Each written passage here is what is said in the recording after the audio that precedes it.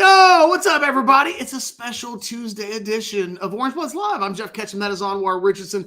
I was gone yesterday. I had some family stuff to check on, and I told Anwar, hey, I got this. We got this. We'll just do our little tag team tandem on Tuesday. Here we are. Hit that thumbs up button, subscribe to the channel. We do appreciate all of those things. And jump into the comments section. Help us out. You can jump in to the Specs chat as well while we go live to participate, join in the shenanigans. There are playoffs. We'll talk about the discussion that will dominate, I think, the conversation certainly tomorrow on Wednesday and throughout the rest of the week leading into a college football weekend where the Longhorns are off and get to watch everything in front of them and just let someone else deal with the stress and the damage of losing for a little while. One of the things that Anwar and I wanted to focus on today, though, and it kind of originates from a conversation that we were having yesterday. Not even a conversation. It was just like a quick little back and forth regarding Dallas Wilson, the Florida wide receiver that just kicked Texas's butt earlier this season. Now is in the middle of a sit-out. He's played 4 games. He's going to redshirt. And he's at Florida, which is one of these schools that everybody in the country, Anwar, has already got phone calls into. Yes. Every player has been reached out to. What's your situation look like? How open would you be to the portal and all of that stuff? And we're talking about a Texas football team that will sign its recruiting class from the high school ranks in a little more than a month.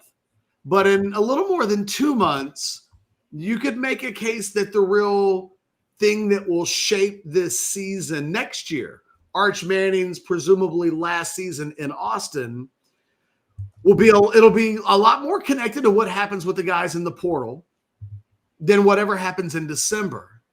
And I think there's a real interesting philosophical conversation coming out of whatever ends up being this season. What should Texas be doing in this new world where the expectations are, you got to make the playoffs, you got to win in the playoffs, you're trying to win a national championship? How do you balance the high school recruiting elements, which we know are so important to Sark, with the reality that if it's about winning immediately, you're probably better off spending that money on proven players in the portal? It's a clash of ideologies, and I think it's one that's taking place with every university in the country, but certainly at a school like Texas. Yeah, it's interesting. Sark was he was asked about this recently, right? And he said something as relates to he didn't want to bring in so many people from the portal because then are they bringing in their culture or not? And I don't know. I mean, that's one way to think about it. But I also think if your culture is firmly planted and it's communicated, I mean, at some point you can have people who kind of bend to and understand, like, this is what we do here. This is the success that we have here. And the guys who don't go along with it, whether it's like the Jai Halls of the world or guys that you show them the door and let them know, like, well, this place is probably not for you. It's interesting, because there's been, for me, this transition in real time where I know signing day is in a month. And I'll be honest with you, I don't care. I don't care. I mean, I care, but to me, the transfer portal is what I really care about, because I know those are the guys who are going to come in and have an immediate impact. I know those are the guys that will put the team over the top. And I've seen over the last few years, Texas has done great as far as signing classes are concerned. And that hasn't necessarily meant that these guys are playing as freshmen. Those guys are still in the oven. Those guys are still cooking. Those guys are still developing. And as much as we applaud them coming out of high school, they get here and they just sit. And it's not just Texas. It's a lot of programs. It's not just a Texas thing. This happening everywhere else. The guys that really matter and the guys that have the impacts are going to be like the Emmett Mosleys of the world, right? Who are going to come in. You can see him starting to get hot and what that looks like. That's, to me, what matters. Look, Texas, they went and got a quarterback out the portal to back up Arch, because the guy that they had hadn't developed for whatever reasons, right? So for me, I get it, Catch. You got to recruit high school, but I think you got to be as equally aggressive in the portal, especially because rebuilding in today's world of college football, that's a choice. You don't have to do that. You literally don't have to do that if you don't want to. And when you've established so much success, Catch, I think you still have to, there's the pressure to keep that success going. Or as you can see what happened to every coach getting fired nowadays, or you won't have a job. Yeah, it's funny. One of our posters on Orange Bloods was kind of nitpicking this freshman class because, to be fair, I think we've seen this freshman class, this true freshman class, contribute less than we've seen other true freshman classes from the early years of the Steve Sarkisian era. But we also know that this is, on paper, the deepest team, the most talented team, that they've had more super blue chips than they've ever had in the history of the program in one place at the same time. We know it's really young, though, too. But this idea that somehow Texas is getting less out of this freshman class, that it's a disappointment, I was like, I don't know the answer. I may find some results that are quite damning on the coaches in this group of freshmen, or I might not. So I looked at Georgia and Alabama and Ohio State and Oregon, the other 5 most talented programs in the country, the 5 programs that ranked in the top 5 last year in recruiting. Duh, surprise. And I looked to see like what their recruiting classes were doing versus the Texas recruiting class. Now, Texas so far, I looked at the top 10 guys in the Rivals industry rankings. I didn't care about where were they ranked nationally for the purpose of this exercise. So far, Texas has had 1 player who started a game, Grayson Littleton. They've had 3 guys who've made their way onto the 2 deep. They've had 5 guys that have played more than 4 games. You look at Georgia, they've got 1 guy who has started a game. They've got 3 guys who are on the 2 deep. They've only got 3 guys that have played more than 4 games this season. Look at Alabama. They've had 1 guy start a game. They've had 2 guys make the 2 deep. They've had 5 guys play more than 4 games. Oregon, 1 guy started a game. 1 guy's on the 2 deep, the guy that started the game, Decorian Moore, and they've had 3 guys that have played more than 4 games. And then finally, Ohio State, number 1 Ohio State. They've had 2 guys. Whoa! Ohio State doubling everybody else. They've had 4 guys on the 2 deep, and they've had 4 guys play more than 4 games. Basically, the top 5 schools in the country all kind of have the same thing going on right now. They've got like 1 guy in all of these programs. They pretty much have 1 guy that, as a freshman, you go, that guy's been kind of kicking ass all year long, and is kind of one of the best players in the program the moment he arrives. Yeah. And then you got a bunch of other dudes that are like paying their dues.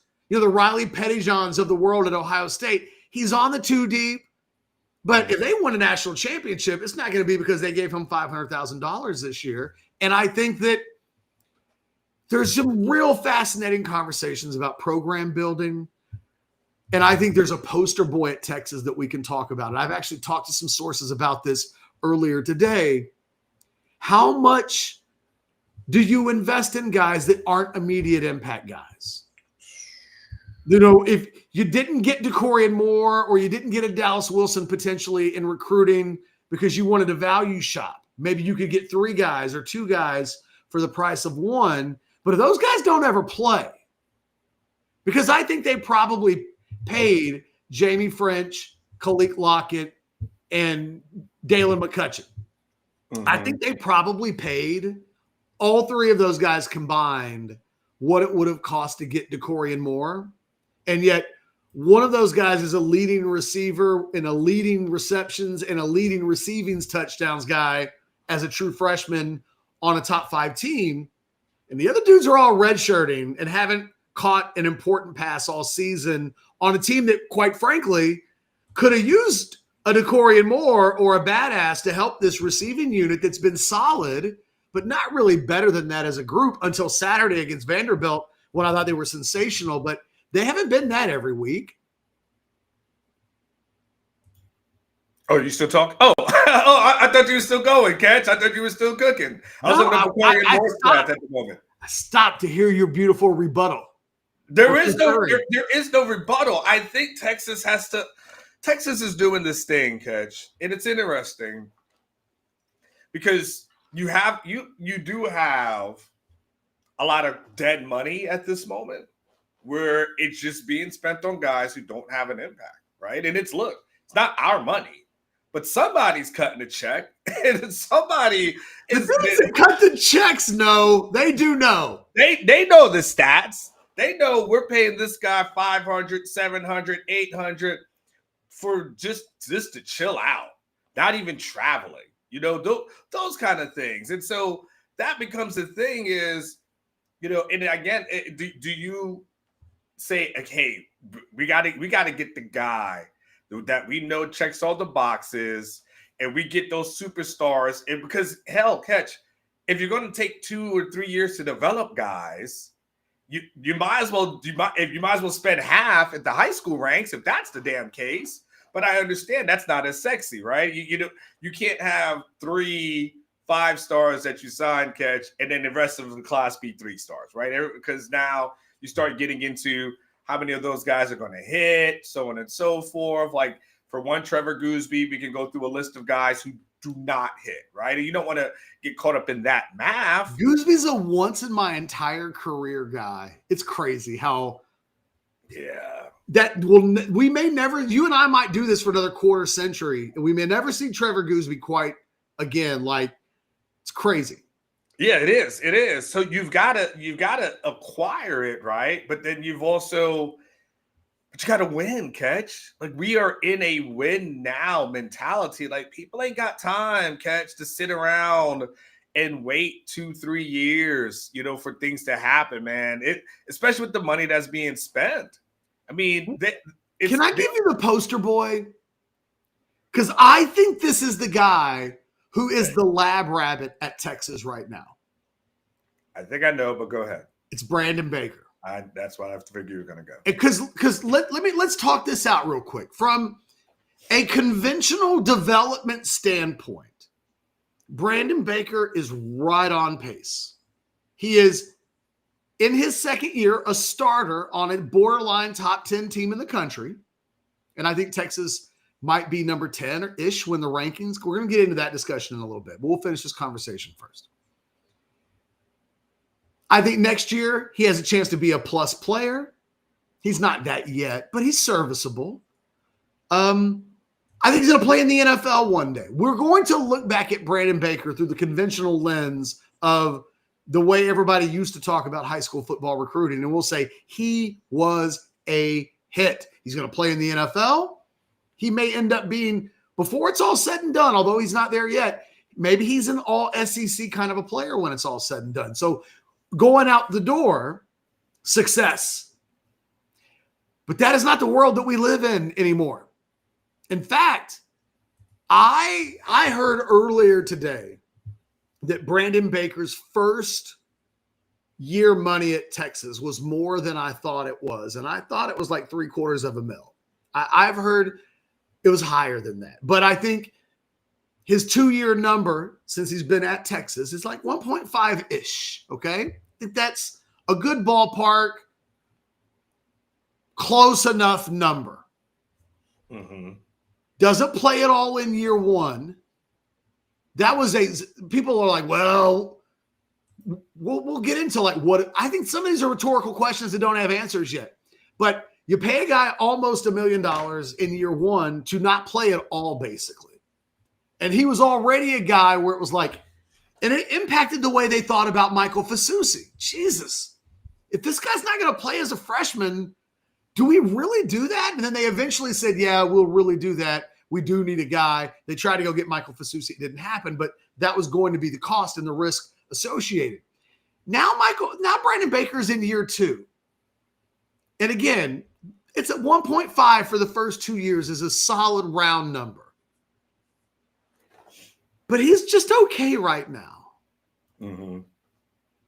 Before they're into their third year, before they'll ever find out if Brandon Baker's going to be an all SEC type player or not. We're probably talking about them being committed for $2+ million. And then the question becomes, how good do you have to be for that to be the investment into your development? Because is just being an NFL player at the end of your career, is that enough? Or if the costs are going to be that high, what do you need to be getting for your value for that dollar? Mm-hmm. And I don't know the answers. I reached out for somebody today and was like, hey, is Brandon Baker a win? Like, are you guys, do you feel like that investment is paid off at this point? I thought I might get a little bit of, well, the jury is still out. Let's see how next year goes. That is not, there's general feeling, at least of the people that I communicated with. No, they have not gotten the bang for the buck at this point. And look, that guy's never going to be Kelvin Banks. So what is it that, again, you would have to do to justify that investment? And the thing is, Onward, I don't think Brandon Baker is like a crazy developmental story. There are way more Brandon Bakers than there are Kelvin Bankses. And so you're paying $1 million to get a guy. Unless they're Kelvin Banks, they usually need 2 or 3 years before they're ready. And then, even then, there's probably no better than like a 30 or 40% chance that he's going to end up being all SEC level of good. So they're like, well, doesn't matter what we paid him. It was worth it. A, I don't think that is true anymore. But B, it's still kind of unlikely that you're going to get the payoff that you want. So what the hell do you do? Catch, I got something great. Can I share this on the screen for you? Yeah. That totally will epitomize everything that you're saying. Where is the screen share? Okay, right here. Check this out. All right, this is interesting. Okay, and maybe see if I can make this bigger. Can I make this bigger? You can still see it, Catch, on the screen. Yeah, I'm good. I got glasses on. So look at this. Look at 2024. All right, On3 comes out with their stuff. All right. So you got Colin Simmons, who we can say is a hit, right? You got Baker, who you're talking about, Kobe Black, Ryan Wingo, just starting to get a little warm. Xavier Filsaime, okay, Jerk Gibson's gone. Wardell Mack, you got Zena. You got a bunch of guys who just haven't really hit, right? This is 2024. Christian Clarkson injury. Parker Livingstone is a little bit, okay? Ty Anthony Smith a little bit. Okay, but let's keep going down now, because now we get into transfer portal kind of thing. Isaiah Bond, Trey Moore, Nye Black didn't hit. Andrew Makuba, Matthew Golden, Silas Bolden. I mean, you keep going down to the guys, and you had Lole, who hit. I mean, Bill Norton was a solid starter player for them last year. So, and Savea played a little bit for them. So you go to 2024, Catch. I just use that as an example. You compare the guys who were signed out of the high school ranks, and Simmons has been the biggest hit so far. And then you go to the guys. If you go back up on War real quick to the top. Yeah. Right here? 24. No. Just to, it's like Simmons, the first group of guys. Uh-huh. There's just I always say there shouldn't be, just like I hate when guys are talked about as 4-star guys, because that could be a lot of things. Yeah. Colin Simmons is different. That is not, there are only like 5 or 10 guys a year. And I know he was ranked 15th nationally. Rivals had him top 10. I think we now know he was a top 10 player in the country. Yeah. There's like 5-10 of those guys a year. And the problem is Kobe Black's not that guy. And really Ryan Wingo's not that guy, and Phil Sibby's not that guy. Like, you start getting to that next tier of guys, and really what your expectations can be of them changes. And I think no matter what year you go to, recruiting class for recruiting class, you'll find that out. It's why when we look at the other 4 programs outside of Texas, DeCorian Moore is playing a lot. He's one of those 10 guys. Mm-hmm. You know what I mean? Like, he and Jamie French technically ranked the same. He and Khalik Lockett technically ranked the same. It's why I've said sometimes you got to have a 6-star, or you just can't call everybody 5 stars. Yeah. Because DeCorian Moore or Colin Simmons kind of transcend, I think, these rankings the way, Riley Pettijohn wasn't really a 4-star. That got something different than that. And there's a reason why he's on the 2 deep at Ohio State as a year 1 player. Devin Sanchez, the same thing. But with Baker,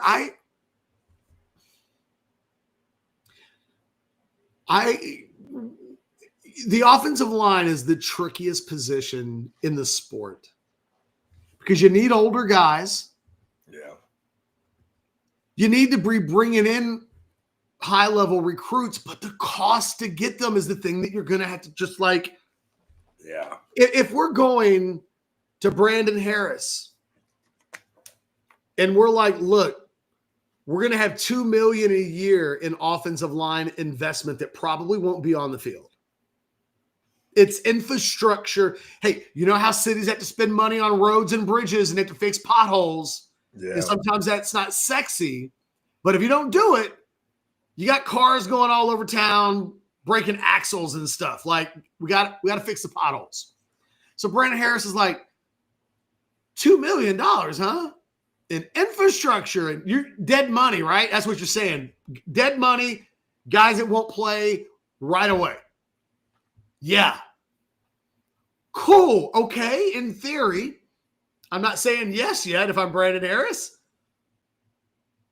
What are we getting on the other side for our $2 million? Are all the potholes going to be fixed? Are the bridges going to make people want to move here? Like, what? Well, maybe the bridges are really nice. Or, we might have to add some more infrastructure costs to get that right when it's all said and done. That is the real tricky thing. We still don't know if Brandon Baker will be good next year. I mean, he's not good yet, but he's pretty okay. And he's probably the third best starter. Although Connor Robertson's moving up pretty fast. Yeah. Where did that come from? But he's not the worst, but he ain't the best. When next year's preseason all SEC teams come out, I don't know that Brandon Baker should be on that team. Definitely shouldn't be on that team. So I don't know. Like, I don't know what to tell Brandon Harris. Like, hey, here's the thing, Anwar. And the thing is, maybe I do, and I just can't say it out loud. What do you tell Brandon Harris he's supposed to do?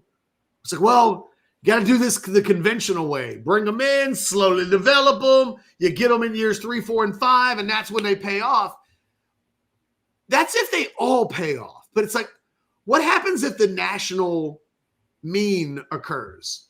It's like, well, then we're probably wasting $1.5 million of that $2 million. Sorry. Correct. I mean, that's the thing. And so that's where. And that's $2 million every year, Anwar. So that's like it's $10 million over 5 years. But look at, for instance, I know you use an offensive line, right? But look at Matthew Golden and what they paid for him and the productivity that they were able to get out of him. Because at least at Houston, you saw something and you felt like, okay, he's got some body of work here. That to me becomes like that's where you can really dumpster dive, I guess, and try to find somebody for a year or two, as opposed to what your point is, because no matter what, all these 4 stars, you have them, they're sitting. Most of the guys in 2025 are sitting, and if we could add up how much that class cost versus what you're getting out of it. Yeah. So do you say this class is going to cost X million of dollars but we're okay with that. No, we'll get something 3 years from now. So if it's that's 2 million, 3 million, 10 million, whatever that class cost you. So you invest what 20 to 30, and you wait like that. Okay, it's a hard thing. That's why I know you got to get some of those. Imagine how hard it is if you're under job pressure. You imagine how hard that thing would have been. Look, hell, catch. Imagine how hard it'll be if they drop the games versus Georgia and Texas A&M and finish 8-4. Because people are going to say you spent all this money on this roster, and this is as much as you've gotten out of it. Oh, that would just be a failure. Correct, right? So I mean, even then, you're still not like out a of the board. $35 to $40 million failure. If they drop 2 out of the last 3 games, it's going to be you spent all this money, you're spending all this money. What do you have to show for it? Like you if you're Brandon Harris and company, you're hoping like hell that there's these everybody else pays off, but you're still waiting for other guys to develop. And it's interesting now because we see Justice Terry here sparingly, right? He's the other poster boy, by the way, because they pay him 1 point something to get him out of Georgia. If you listen to Murad Watson's coach at Syracuse would have you believe that he got 1 point something to come to Texas out of the portal. Mm-hmm.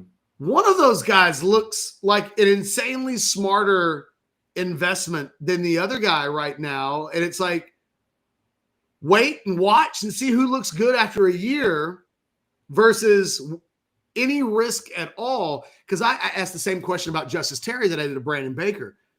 What the hell would he even have to do next year to justify what will probably be a more than $2 million spend for his first 2 years? Like, you got to be one of the best players on the team, don't you? Yeah. Yes. But you can't. But here's the deal. And this is where it gets tricky, Catch. Those NIL deals are year to year. How many of those guys do you go to and say, hey, maybe you should take a little less next year? Can't do it, though. Like, exactly. Look, this is what Texas has built their reputation on. They're like, you weren't a Game of Thrones guy, were you? No, I caught it late, and it was just going to take me so many years to catch up. I let's let it go. The rich family in the show was called the Lannisters. Okay. And their family motto was the Lannisters always pay their debts. Now, what does that mean? What it means is if the Lannisters told you they were going to pay you something, they didn't come to you afterwards and try to negotiate a side deal like some of these colleges are when they fire their head coaches. We know we owe you $55 million, but can't we talk it down to 20? No, the Lannisters pay their bills. And what Texas has a rep for is that their checks don't bounce and their checks show up as promised from the very beginning.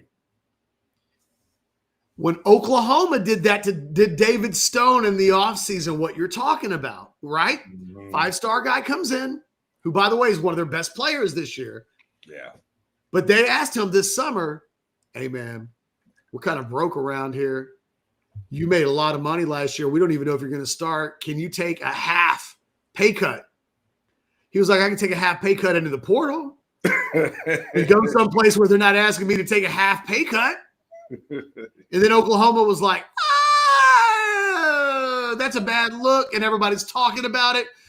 All right, we'll give you your money. Please come back out of the portal. And David Stone is a good kid. It was like, I love Oklahoma. I came here because I loved Oklahoma. I was only going to leave Oklahoma because y'all try to be cheap. Texas doesn't want that. But Anwar, you're not wrong. You're not the point you bring up is a fair one. It's just not who Texas at the beginning of this entire game has wanted to. They want among agents, they want their rep among players to be, hey, man, if Texas, and you know what? This goes back to Braylon Addison. Mm-hmm. We are not going to give you, we're not giving you the number that USC is telling you that you're going to get. But the number we tell you that you're going to get, you're going to get. Jordan. When I say Braylon, Jordan. Yeah, Addison, Jordan Addison. Yeah, different wide receiver in my head. But when Jordan Addison was doing that thing, oh man, jersey sales, you can make like $2 million. And Texas was like, and you know what? Jordan Addison's agent knew better. Yeah. And at the end of the day, the kid probably just wanted to go to USC, play with Caleb Williams, completely fair. But we know he didn't get what he was promised, what he was told he was going to get. And what Texas has always wanted to be is hey man, they are men of their word. It could be harder to do though when you're crunching numbers and trying to like figure out where to save some costs and you've got guys on the roster. Look, there'll be some places that would have looked at what happened to CJ Baxter in this offseason and been like, we got to encourage that kid to go into the portal. Yeah. Coming off of a major injury, what you were already paying him in year one, which didn't live up to that. Now you don't even, he has not been he's really kind of had the season I think you would expect of a mere mortal coming off of a major season, right? He's been okay. He's had some follow-up injuries because those things tend to happen. And like, you can convince me that next year he's a pretty good player and probably gets a chance to play in the NFL. Like, I don't hate CJ Baxter at all. I kind of look at CJ Baxter the way I look at Quinn Ewers. There is a level in Brandon Baker and Justice Terry. There are levels that the expectations are that they will hit. We just talk about the quarterbacks the most, but there are other guys on this team that the expectations for them and what they actually are just wildly different. And how programs like Texas navigate those realities as the millions start clanging and piling up, this is all new territory. I mean, you know, like Brandon Harris and Steve Sarkisian's jobs are hard. This is not nothing Anwar and I are talking about is like so simple that it's like, oh, I guess we'll just start doing that. That's easy to do. There are risks and consequences and things, little tentacles to all of these decisions. And it's why college football is really interesting to me right now, Anwar. It has become, I think, the biggest strategy game. All of professional sports is a strategy game. It's how you manage your salary cap. It's, can you get a quarterback who's on a cheap deal that allows you to do what the 49ers did with Brock Purdy and ride a 4 or 5 year window where you have a real luxury? Or what happens when you have to pay a quarterback like the Cowboys did? Like, it's all a strategy game. Who's run by the best people? We see it in the NBA all the time. Can you clear enough salary up so that you can go out and get a big free agent and be versatile, or are you stuck in purgatory? College football, to me, is turning into the most interesting strategy game because none of these contracts are guaranteed, at least not all of them are. So how all of it is handled, guys, you know, there are guys on this roster, Anwar, that will have to decide the most amount of money. Look, Jamie French, he is not getting more money somewhere else next year. No. He didn't play this year. Schools do not give out large sums of money. Ask Jonte Cook. He thought he was going to find a wild west free agency market where he would get, and they were like, dude, you didn't do nothing at Texas. We can go get somebody who did something somewhere. But Jamie French got to be looking at his PT right now, and he's like, all right, well, who's coming back next year? Oh, everybody. And they are all coming back. Parker's coming back. Wingo's coming back. I would imagine at this point, DeAndre Moore's coming back, but that ain't even Jamie French's business. He ain't playing in the same position. The outside guys, Emmett Mosley coming back. Mm-hmm. He's like, do I go collect this $400, which I most certainly will not get elsewhere, or do I sit and wait and hope that I can get over the guys that I couldn't get a snap over this year? Because what happens if next year I haven't played any more than I did this year, and Texas is like, we ain't paying you $400,000 next year. Well, yeah. You got what you're going to get. And the flip side is, if I'm not on the field, I can't get to my ultimate goal, which is the NFL. Well, and it's in the end, Jonte Cook is one of the rare guys, I think. And look, he ain't going to be at Syracuse another year. He will have played well enough this year that he'll be able to go back up and upgrade, probably like he thought he would. But French is in a real interesting position. I don't know what to tell that guy. And I don't know what Texas did. Like Sark would say, whoa, don't panic. Sometimes guys need a year or two. And I would go, okay, well, your best players at Texas, Xavier Worthy didn't need 2 years. Yeah. And you ain't had anybody else from the high school level for us to even talk about. Really, Ryan Wingo would be the next. But Ryan Wingo played in year one. Like, he got on the field. Yeah, he did. He did. Being on the field should be a prerequisite for, can we justify in any way whether or not this guy is close to being as good as we think he is. And my concern with these receivers isn't that they don't have 25 catches on War. It's that Dalen McCutcheon is the number 5 wide receiver right now with Ryan Niblett. I say that because I think McCutcheon had 13 snaps against Vanderbilt and Niblett had 9. But I think they had the same number of touches. It's the same. It's pretty close. Yeah. So that's your top 6. Jamie French and Khalid Lockett are 7 at best. And probably make more money than Dalen does. Oh, definitely. Yeah. Definitely. More money than all those guys. Yeah. Not Wingo. No. Probably not DeAndre. Wait, they're making more money than Parker is, though, by a lot. Emmett Mosley. I mean, I don't think they paid like half the national debt to get Emmett Mosley, but I think they talked Emmett Mosley into the portal, but I don't think it was with what it would have taken to get Murad Watson, because Murad Watson plays a premium position, and nobody's trying to break down the door to get kind of a possession receiver as a freshman out of Stanford. I think we know Emmett Mosley's a good player. Is Emmett Mosley definitely a day 1 or day 2 player? Like, I don't know. So they're probably paying him about where he needs to be. Mm-hmm. I don't know what would you do if you were Jamie French? And you're probably 8 behind Lockett 7. I mean, dude. I mean, they're going to sign some portal guys this year too. Oh, because they're going to upgrade. They're going to upgrade. And look, man, at the end of the day, I mean, look, I'm not telling you what to do, but if you ask if I was in his spot, in his shoes, man, my family's flying in every week, thinking like I might play a little bit, and it's cool. They're wearing the French jerseys and everything like that, but or I can go somewhere where I know I'm going to play, and because here's a danger for less money though. It's less money, but it's that short money versus long money, because I'm going to take less, but if I'm sitting here for 3 years and not playing, again, I can't get to where I ultimately want to be. And ultimately I want to be in the NFL. And so if I ultimately want to be in the NFL, then I got to play. Like I just have to play. And yes, this money is cool, but there's millions waiting for you in the NFL if you're on the field. You can't get that, though, off the bench. So if I was him, and my stock is still high, it's not high like it was in high school, but people still remember you. Guys who still recruited you remember you.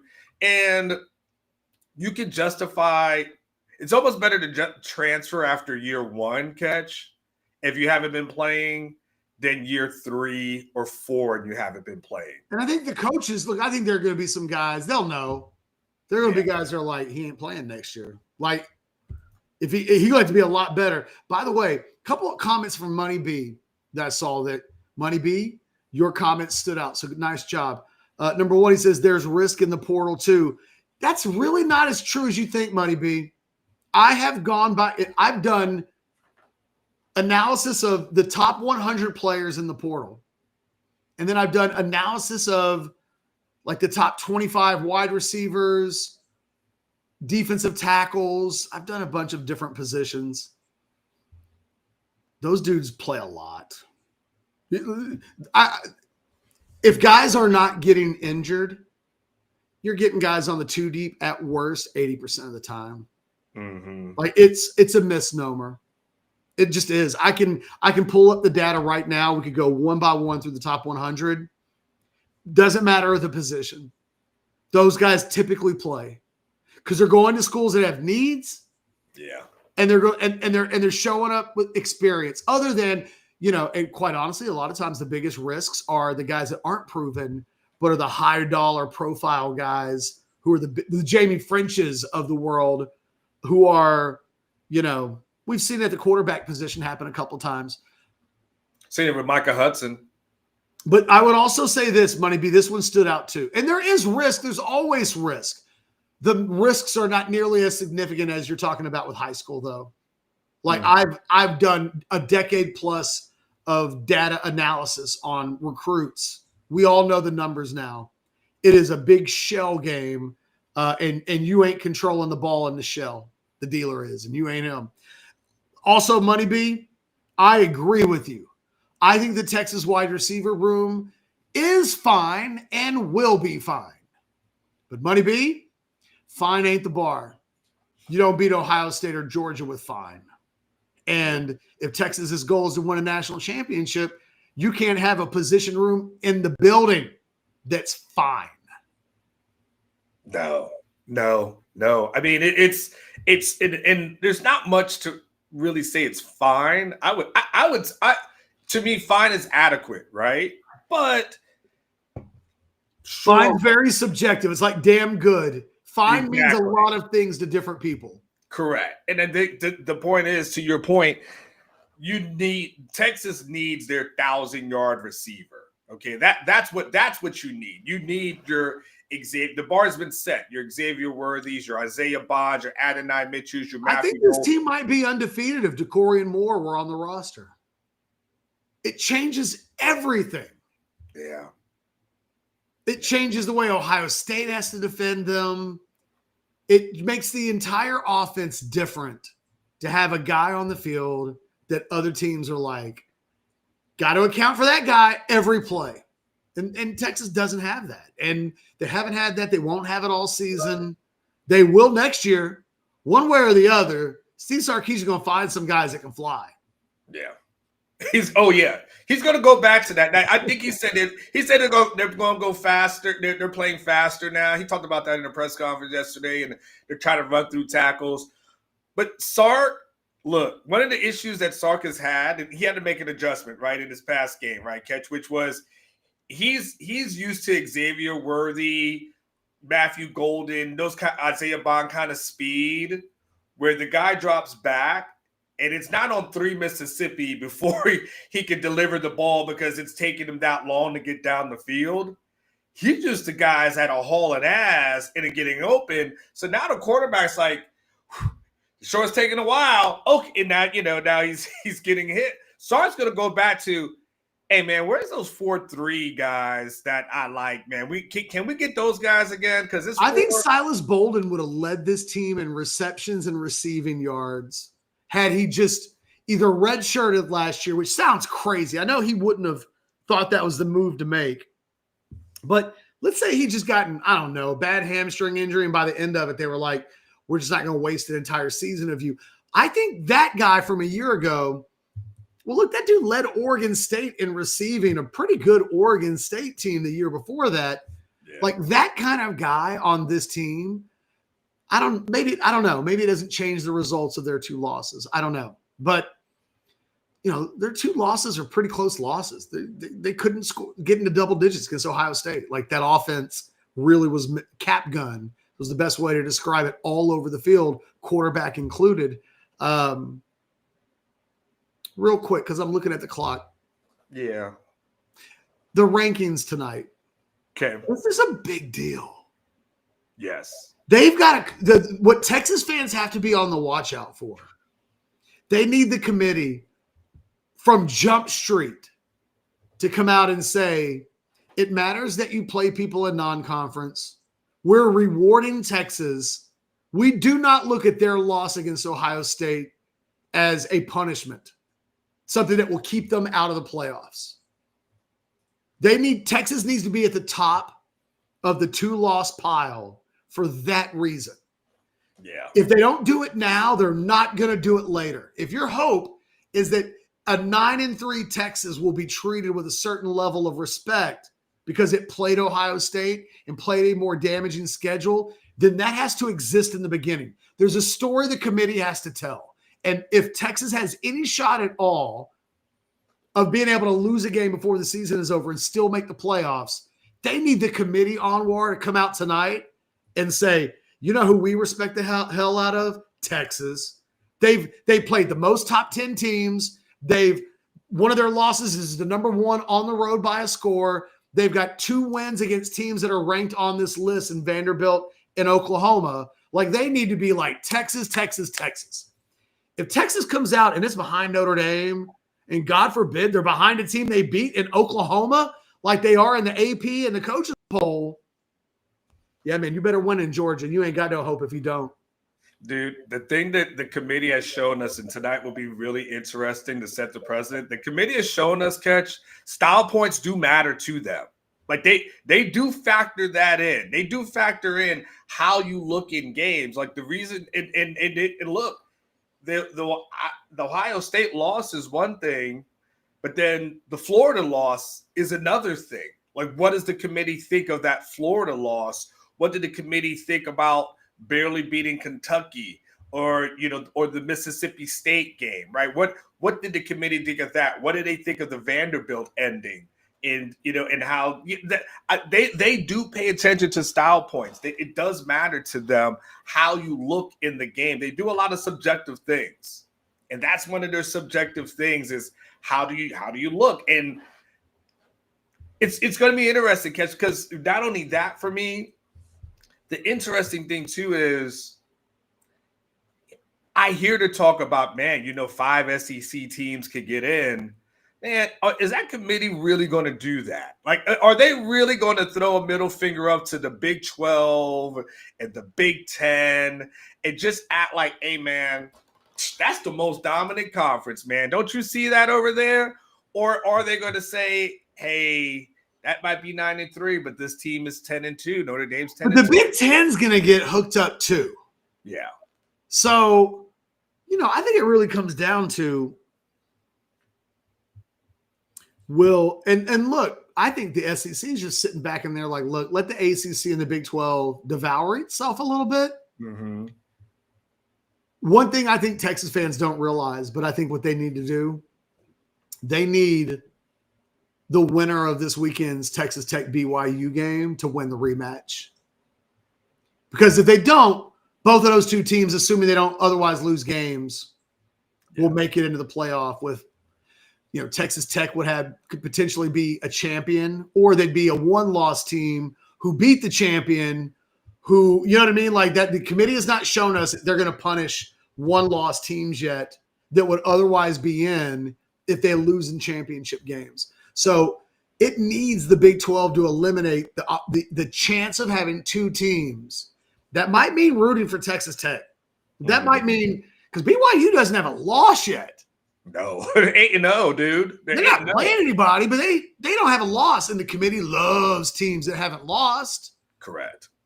If those 2 teams split, I mean, if Tex loses this weekend but wins the runner-up, they're in as a champion, and then you're talking about a 1-loss BYU team that would be being punished by playing in a championship game, and they can't have these championship games costing teams spots. No. Because then people are going to start being like, we can't play these championship games anymore, and nobody wants to lose money. Nope. So there's some things that are going to be uncomfortable for Texas fans. You're going to have to make some strange bedfellows. Tech might be one of them. Or if BYU wins this weekend, you might find yourself rooting for the Mormons in a way that you never knew you really needed for the reasons that we're talking about. Are there going to be really 2 spots open or 1 spot open for a 2-loss or a 3-loss discussion? We know Texas is sitting there at 2. How much wiggle room do they have? I think tonight's critical. Like they need to be positioned higher than they are in the traditional polls. And if they're not, the Georgia game takes on an even more, because we'll know. They'll tell us what they think of Texas based on, because, they'll be telling us what they think of Texas before Texas loses another game, which is where all this gets important about what do they think of Texas, because we're already preparing ourselves for a world where Texas might be 9-3.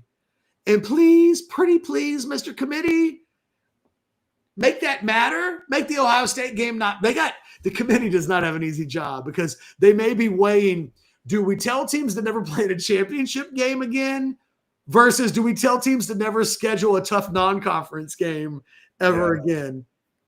The damned if you do and damned if you don't, Anwar.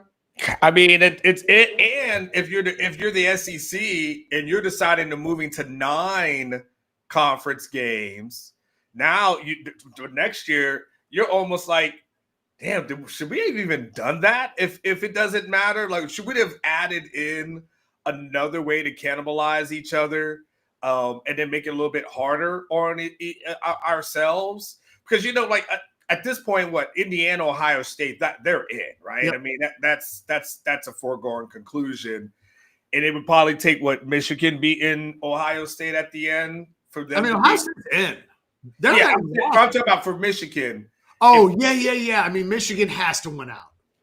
Which, by the way, Michigan versus Ohio State seems to be a thing.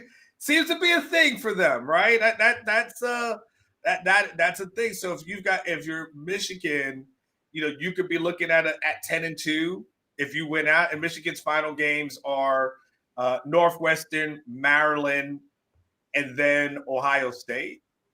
So their problem is some of these teams, the problems they're going to have is they're weirdly boxed out by other teams. If you look at Michigan, as long as, for instance, Oklahoma is sitting there with 2 losses, you can't rank Michigan above them. They lost by 11 points. For the same reason you can't have Oklahoma ahead of Texas, you can't have Michigan ahead of Oklahoma. USC beat Michigan by almost 20 points. As long as USC is sitting there, where they're currently at, and they're 6-2, you can't have Michigan above them. So there's like a pecking order of sorts. And, if I look at Michigan's resume and go, okay, was there anything on their resume that allows us to ignore the fact that they have head-to-head losses to Oklahoma and USC, 2 teams that are going to be in the top 15 to 20 when the rankings come out? Oklahoma be in the top 15, I would imagine. USC probably pretty close to that. And you look at the rest of their wins, they have no wins. Michigan has no wins against ranked teams. None. The only team they played all season that's ranked when they played them is their game against Oklahoma, again, which they lost. At least when you look at Texas, again, it's hard, Anwar, not to wonder if the loss to Ohio State can actually be counted as a mini win. Because if you're Michigan and you got blown out by the 2 teams you played, your 2 losses, both double digits. You've beaten no ranked teams. And you look at Texas and you go, well, they beat number 6 Oklahoma and number 9 Vanderbilt when they were both ranked in the top 10. And one of their losses is to, at the time, number 3, but now number 1 Ohio State. Well, how much did they lose by? They lost less in Columbus than either of the 2 games. So you know what I mean? At some point, that's actually a trophy of sorts, because most of these teams don't have trophies. Oklahoma, I think the thing about Oklahoma this weekend that they actually just got a trophy. Beating Tennessee, although Tennessee, I don't even know if they're still ranked. But, look at Oklahoma. Michigan's a trophy. Auburn's a trophy at the time. They're not now, but they were ranked at the time. They lost to Ole Miss, but then they beat Tennessee, a trophy. So, when you look at like an Oklahoma to Michigan head-to-head right now, Michigan beat them head-to-head, and they have more trophies. So if you're Michigan, you need Oklahoma to get the hell out of your way, period. Let me show you something real quick, though, Catch. I think this is going to be important as relates to the committee, okay? And let me see if I can large screen this for you, okay? This graph here, Catch, this graph here is the important one, right? It says, and this is where I'm focusing on, and an additional metric, record strength, has been added to the selection committee's analysis to go beyond the team's strength of schedule, right, to assess how a team performed against that schedule. This is the two important sentences. This metric rewards defeating high-quality opponents while minimizing the penalty for losing to such a team. Conversely, these changes will provide minimal reward for defeating a low-quality opponent while imposing a greater penalty for losing to such a team. In other words, Florida, like you will have a penalty for losing against a low-quality team, and you won't get a lot of credit for your. But is Florida a low-quality team? I mean, I can't imagine a committee thinks that they are. I mean, their coach has been fired. I mean, they have. No, look, look. Here's what I would say. I mean, Jesus Christ, you've seen their schedule, right? Correct. In the last 5 weeks, they played number 4 Miami, number 9 Texas, number 5 Texas A&M, and number 5 Georgia. Yes, I mean, and they still fired the coach, right? So I mean, there's that. So there's. I just, I wonder if they'll look at Florida and say that's not a loss to a bad team. Florida got defeated by USF. There's no way. Right, but what is USF right now? I mean, USF, I believe they're still ranked. Yeah, I don't think they're 6-2. Yeah. And their losses were to Memphis, who might make the playoff, and to Miami on the road. Now, they got mud stomped by Miami, but, I'm curious. Like I said, all of the stuff that you just read should be visible tonight, and they should be able to explain it as such. Yes. And it should set a precedent for how we think about this stuff moving forward. What they hate to do and what they used to do under the old format was that they just changed the rules from week to week. And so, and they eventually started getting called out for it, but 1 week head-to-head mattered, and the next week style points mattered. And, what they show us tonight, look. I mean, FSU got screwed because their quarterback got hurt. They're like, well, quarterback got hurt. I know you're 13-0, but, oh, well. You're probably not going to be that good. I mean, they're going to get blown out of a bowl game, but that was hardcore, though, that happened. They literally told a 13-0 team, yeah, man, I don't think you guys are going to look good. You guys don't really look that good no more. They're like, well, we're undefeated. They're like, yeah, man, we just go ahead and put Alabama in. I mean, dude. There's a subject. That's why I say there's some subjectivity to their rankings where you're like, well, this makes sense, and then they're like, nah, but well, the thing is, like, where they rank Texas this week, they'll have to rank them next week. You feel me? Like, so it's like there's and that means whatever the talking point is around Texas will exist for the first couple of weeks in a way that it becomes the way. Yeah. You'll just think, okay, well, we know, like Oklahoma will be like, oh, well, we're either behind Texas or we're not. Yeah. So we'll know from Jump Street, it's problematic if Texas keeps winning. We're never going to leapfrog them. But if you were to pay attention to the coaches poll and the AP poll, you'd be like, Oklahoma, you're good, man. You don't even need to worry about Texas. So, and if you're Texas and you're behind Oklahoma, then that tells you the committee doesn't think you're shit. Really. Yeah. All right. You're behind Oklahoma. Look, we know that. And we'll wrap it up here. This will be my final thought. We know that the voters currently don't think much of Texas. That's why they are where they're ranked. That's why they are ranked behind the likes of Oklahoma. But it's a different thing for the committee to say that with their actions. For all of the stuff that they're saying that Anwar read aloud, that they say they're going to focus on, how much are they focused on it? We will find out. We'll have live reaction as soon as the playoffs, the first rankings are announced later tonight here on Orange Was Live. Anwar, you want to finish up with anything? Hey, Catch, just I've had this here, but this is what it looks like. So starting at 7 p.m. Central Time, 7:45 should be done. We'll know every Tuesday throughout the month of November, first week of December, and then of course Selection Sunday. So just making that easy for everybody to know. So that's it, Catch. That's all I want everybody to know. That's it. It's good to see you back. Hit that. Hey, good to do a show. I got another one coming up in a little bit. I'm ready to go. Guys, hit that thumbs up button if we entertained you, if you heard something today in the discussion. And out of curiosity, in the comments section, high school portal. Sark says he don't want to take 30 guys, which is a very extreme number of portal transfers, considering they just took 11. I don't know why it's 11 versus 30. How many would you take? I'm a 50-50 guy. So if you're taking 36 incoming players, I would have it 18 and 18. And then if you take 34, 17, 17, and so on. Where would your measure be? I'm curious. Let's see that in the comment section, guys. For myself, for Anwar, thanks for giving us some time. Hopefully we paid it off.